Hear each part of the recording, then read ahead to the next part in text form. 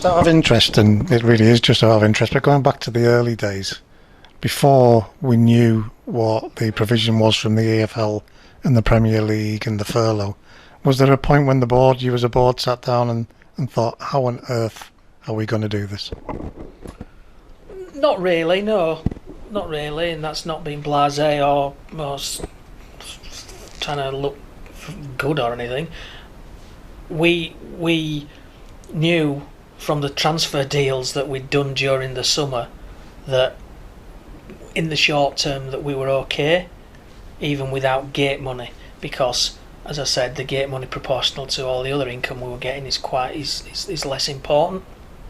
The difficulty was always going to come when the close season ends and you're getting back to normal trading. So we were planning to have no income, more or less, for 3 months, because that's what we it's a normal position that we're in.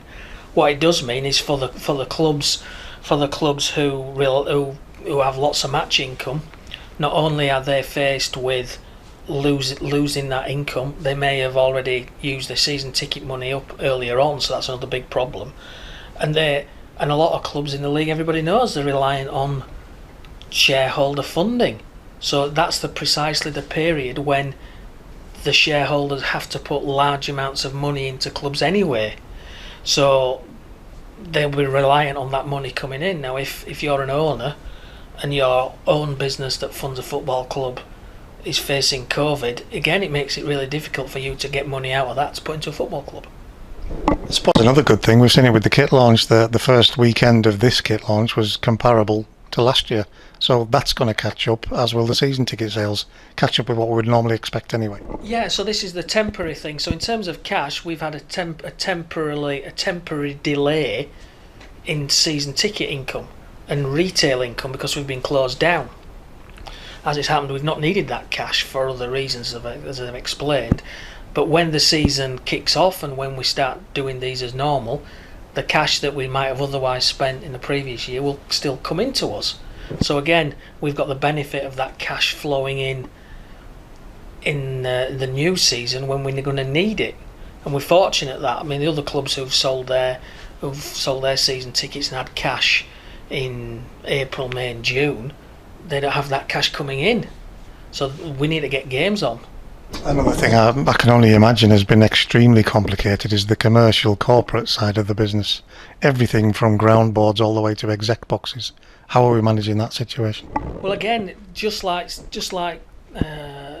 fans buying tickets and season tickets, we've got lots of sponsors and partners who have supported the club and they've paid up front for a whole season of sponsorship, etc. And they're 4 games short. So we've been speaking to them and asking them what they want to do and treating them exactly the same way as the fans, asking them if they wanted a cash refund, if they wanted to have a credit or something else. So again, we're taking the same approach to treating the corporate supporters the same as the fans. We've got to be consistent. So again, the commercial team was furloughed through the entire period, made that decision really early on. But they started to return again part-time in July when they were allowed, so we get the benefit of the furlough and we can do some work. So they've been contacting all the commercial supporters too, and again they've been really supportive. I mean, everybody knows how tough it is for businesses, but they've taken the same approach as the fans have, all in it together, and it's really good. It's really good.